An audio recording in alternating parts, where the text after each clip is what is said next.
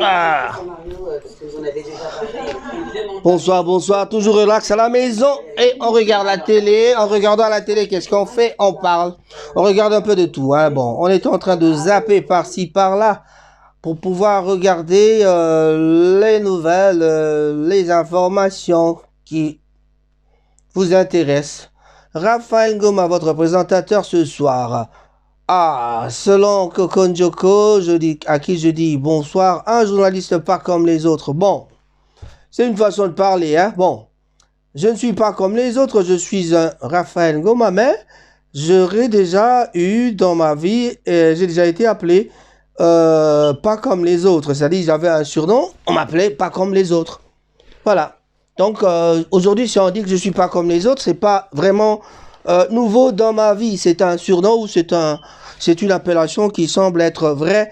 Eh bien, les nouvelles, la politique, qu'est-ce qu'on va dire? On va parler de la musique, on va parler de la politique aussi. Donc, moi, j'aime bien la politique cette fois-là parce que la politique, elle nous amène des nouvelles tout à fait bizarres. Hier, je vous disais qu'on ne sait pas si l'Union sacrée va tenir le coup avec la présence de M. Moïse Katumbi et Jean-Pierre Bemba. Mais aujourd'hui, j'ai l'honneur de vous confirmer vraiment que Mohindo Nzangi, qui est le député de l'Ensemble pour la République, je sais pas moi, le parti de Moïse Katumbi, vient de nous annoncer que, c'était sur Top Congo, il nous a annoncé qu'il venait de quitter, donc ils vont plus participer à l'Union sacrée. Donc l'idée de M. Tshisekedi, c'est vraiment pas une idée à laquelle eux, ils vont adhérer. Voilà. Pourquoi ils vont pas adhérer? Parce que, bon, le cahier de charge n'a pas été respecté. Si le cahier de charge n'est pas respecté, on ne participe pas. C'est la vie, c'est comme ça. On s'attendait un peu à ça parce que moi, en tant que personnellement, j'ai pas vraiment trouvé ça possible parce que Moïse Katumbi, lui qui a déjà des ambitions politiques, il ne pouvait pas vraiment accepter d'entrer dans l'union sacrée. Ça devait être, oui, bien sûr, possible, mais avec un certain préalable. Voilà. Et si les préalables, ou même pas les préalables, le cahier de charge, parce que tout se fait avec un cahier de charge, comme on dit, par exemple, toute personne qui prépare un truc, c'est comme un marathon, quoi. Dans le marathon, on doit être préparé à faire la course. Donc, quand on regarde un peu ce qui se passe dans la vie politique des Congolais, on comprend tout de suite que les postes sont très importants. Très importants parce que on ne peut pas aller aider quelqu'un sans pouvoir avoir plutôt à rafler un morceau qui vous semble tout à fait important. Voilà. On avait compris hier, c'était le monsieur monsieur Peter Kazadi, qui parlait avec notre ami, mon ami, mon frère, je dirais, Christian Lusakweno du Top Congo. Mais aujourd'hui, c'était Mohindo Nzangi, 3 heures passées, donc qui parlait avec, enfin quelques heures passées, mais maintenant ça a été posté 3 heures passées. Donc, qui parlait avec monsieur Christian Lusakweno, mais la confirmation a été faite que, de telle manière que l'ensemble ne participera pas à l'Union sacrée qui est l'idée du président de la République, M. Félix-Antoine Tshisekedi Tshilombo. Voilà. Donc vous avez compris que ça n'ira pas. Pourquoi? Et jusque-là, on attend encore la confirmation de M. Jean-Pierre Bemba qui ne s'est pas encore prononcé à ce sujet. Voilà. M. Jean-Pierre Bemba, qui l'on sait, était tout le temps en réunion avec M. Moïse Katumbi, ben peut-être que c'est une façon de faire les choses. Moi, comme je vais peut-être revenir en 2023 comme candidat, et je reste dehors, et Bemba pourra rester dedans. Donc, les politiciens, je vous ai toujours dit, ils nous déçoivent, ils nous font des histoires un peu, des drôles de trucs, on ne sait pas parfois. Il se passe des histoires dans la politique congolaise telles que parfois on n'arrive pas à comprendre. Ils ne s'expriment pas vraiment pour nous dire, mais il faut vraiment être un bon analyste pour comprendre quand même que ces gens-là, dans leur cahier des charges, ils avaient peut-être demandé ceci, cela, mais demander un poste par-ci, un poste par-là. Mais alors, quand on a un poids politique, mais vous savez très bien, nous savons tous très bien que le poids politique maintenant, c'est peut-être dans un certain camp. Bemba a peut-être une vingtaine de députés, mais l'autre, Moïse Katumbi, a peut-être 48, 50 députés. Mais avec tout ça, il y a Barat qui a aussi beaucoup de députés. Et avec tout ça, quand on distribue les postes, on doit normalement distribuer selon le poids politique. Si monsieur Moïse Katumbi trouve que selon son poids politique actuel et qu'il ne se retrouve pas par rapport à son poids politique, il ne pourrait pas vraiment rester dans l'union sacrée. Voilà, donc nous avons compris que la situation est vraiment, ça s'est passé comme je l'avais dit hier soir. Si vous avez suivi hier soir le live que j'avais fait, hier soir, vous avez compris que, vous aurez peut-être compris que c'est normal qu'on arrive là. Alors, que dit les textes par rapport à cela? Nous allons essayer de trouver les textes qui nous parlent du refus. Pourquoi ils ont refusé? Bon, peut-être que c'est ce qu'on vient de dire, hein, le cahier de charge n'a pas été respecté, mais en ce qui me concerne personnellement, j'avais déjà comment est-ce qu'on dit ça? J'avais déjà, je le sentais déjà, quoi. Le pressentiment, voilà, j'avais le pressentiment que ça ne peut pas marcher entre ces deux-là. Parce qu'ils sont trop amis pour que l'autre cherche à duper, l'un cherche à duper l'autre. Ou alors l'un cherche à profiter de leur amitié pour gagner plus. Mais voilà, quand ça va, ça va. Quand ça ne va pas, ça ne va pas. Et voilà. Donc, on le sait maintenant, c'est confirmé. Moïse Katumbi et son parti politique ne participera pas.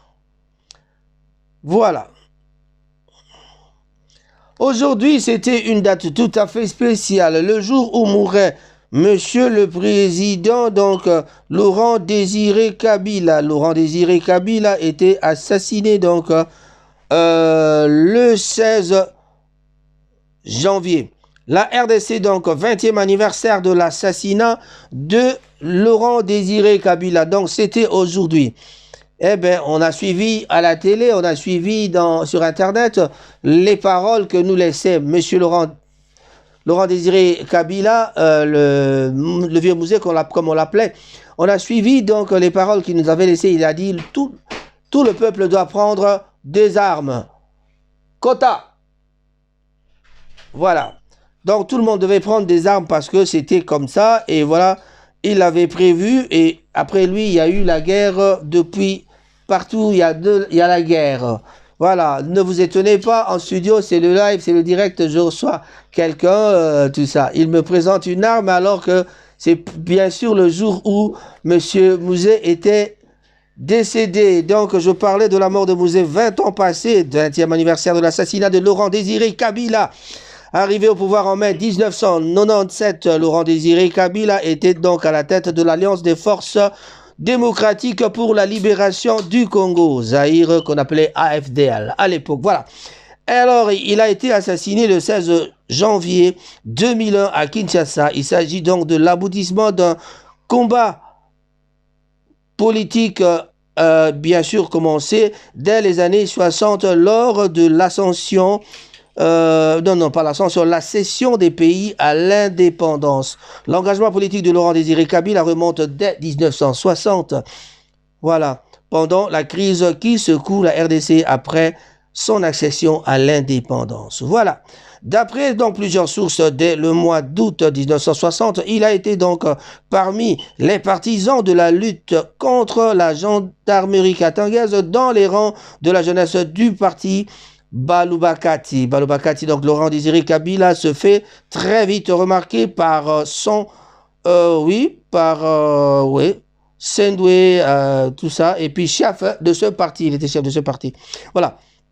Laurent Désiré Kabila est un excellent orateur et a-t-il expliqué donc en le nommant colonel des jeunes Baloubakati, une des milices de la région. Voilà. C'est seulement en 1963 qu'il sort de l'anonymat lors de la création du Comité national de libération, CNL plutôt. Formation politique nationale et révolutionnaire proche de Lumumba qui veut éliminer le gouvernement Adoula par la lutte armée. Il est donc secrétaire général aux affaires sociales, jeunesse et sport de la CNL. Ça, on parlait donc de monsieur Laurent Désiré Kabila, le feu président Mouzé, qui est décédé. Malheureusement, c'était la date aujourd'hui, le 16 janvier plutôt, voilà, de ces années-là.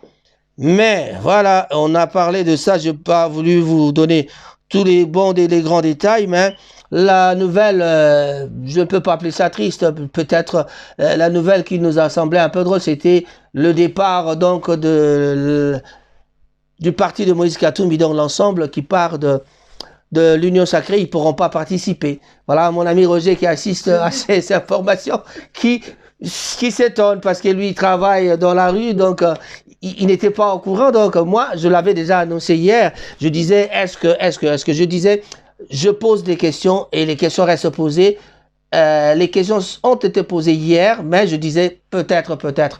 L'analyse faite avec moi et mon ami Blaise Simbou, on disait seulement que c'est pas possible, il pourra partir. Mais on attend encore Bemba, Jean-Pierre Bemba qui pourra peut-être, Jean-Pierre Bemba Gombo qui pourra peut-être rester. Mais à mon avis, le cahier de charge a été un peu trop lourd parce que, et c'est un problème, comme je l'ai dit plus tôt, c'est un problème de poids politique. Quand on est en train de faire des discussions politiques comme ça, des coalitions, quand on cherche à faire des coalitions, on donne des préalables et puis on regarde toujours le poids politique d'un chacun, quoi, du groupe ou bien du groupe parlementaire. On regarde le poids politique. On dit que Gatumbi a refusé le ministère des Sports. Ah ben voilà. Dans la rigolade, il y a quelqu'un qui me lance là-bas que M. Katumbi a refusé le ministère de Sport. Bon, ça, on aura un peu de détails parce que j'ai aussi Moïndo Nzangi qui a été l'invité de Top Congo. Ensemble pour la République, entrera-t-il dans l'Union Sacrée? Pourquoi? La question est-elle aujourd'hui à l'ordre du jour au parti de Moïse Katumbi? Face à face spécial Union Sacrée, ce samedi 16 janvier, après le journal de 19h. Je reçois Moïndo Nzangi, député national. Lors de la task force Ensemble pour la République pour les négociations à la création de l'Union Sacrée, honorable député Moïndo Nzangi, bonjour. Bonjour. Nous avons reçu à cet même endroit, à la même heure, il y a 24 heures, le député provincial Peter Kazadi, qui a dit que tout se passait bien. Est-ce que tout se passe bien dans... On avait dit quoi? Accouchement de l'Union Sacrée. Bon, je crois que je ne dirais pas que se passe très mal, mais en tout cas pour ce qui nous concerne, tout ne se passe pas bien tel que c'était prévu. Qu'est-ce qui ne va pas? Bon, ce qui ne va pas, c'est que nous avons déposé notre cahier de charges, nous avons rendu public pour demander à nos nouveaux partenaires, puisqu'on était en formation de l'Union Sacrée, puisque pas d'Union Sacrée qui n'existait pas encore, nous sommes en train de former cette Union Sacrée. Et dans le cadre de la formation de cette Union Sacrée, nous avions déposé un cahier de charges parce qu'on ne pouvait pas aller aussi loin sans savoir où on va, quel projet on porte, quel programme on va devoir faire ensemble. Mais l'impression que nous avons, c'est que la réponse qu'on nous donne, c'est de dire, voilà, vous avez fait le travail, vous nous avez aidé à défenestrer le bureau de l'Assemblée nationale, vous nous avez aidé à réduire Kabila, mais maintenant là, nous avons assez de membres du FCC qui sont venus. Donc, nous avons déjà notre majorité, on n'a plus besoin de vous. Attendez. Vous avez aidé, vous en tant que Moïndo Nzangi, vous en tant qu'initiateur de la pétition. Nous, en tant qu'Assemblée pour la République, puisque vous savez que cette pétition est venue à la suite de l'appel du chef de l'État pour les consultations. Notre président, Moïse Katumbi, a répondu favorablement à ça et nous a demandé de pouvoir accompagner cette démarche pour réduire les capacités de nuisance de l'FCC parce que le chef d'État avait dit lui-même qu'il y avait des divergences profondes qui l'empêchaient, lui, de pouvoir mettre en œuvre ce programme. Attendez. Dans ce cadre-là. L'initiative de la pétition, c'était vous. D'accord. l'initiative était déjà concertée entre votre parti et le président Félix Tshisekedi. C'est ce que vous êtes en train de nous dire. Donc, si accord il y avait, il était antérieur à la chute du bureau Mabunda. Il n'y a pas eu, donc nous avons répondu à l'appel. C'est ce que je dis. Mais accord, il y avait déjà. Non, il n'y a pas eu d'accord. Notre président a été favorable à la chute de la maison Mabunda. De la maison Mabunda, puisqu'elle devait aboutir à la requalification d'une majorité à l'Assemblée nationale. Et il est venu sans poser de conditions. Donc, il est venu sans poser de conditions pour l'Union sacrée. Et aujourd'hui, il pose un cahier des charges qui peut être interprété comme des conditions d'ensemble pour la République pour intégrer Union pour la CO2. Il est venu sans poser des conditions pour mettre fin à la coalition FCC-CACH qui devait passer par la chute du bureau de Mabunda. Et ici, maintenant, on est dans une phase où on devait constituer une union sacrée politique. Puisqu'en fait, selon ce que le président de la République a dit, c'est cette union sacrée-là qui devra conduire les affaires de l'État. Donc, qui devra être la coalition gouvernementale. Alors aujourd'hui... Et donc, pour ce qui nous concerne, nous, une coalition gouvernementale, on ne la constitue pas dans l'oralité. Une coalition gouvernementale doit avoir une charte. Une coalition gouvernementale doit avoir un programme. Justement, quelles sont les conditions que vous posez? Qu'est-ce que vous avez écrit dans votre charte que, selon vous, l'Union sacrée refuse?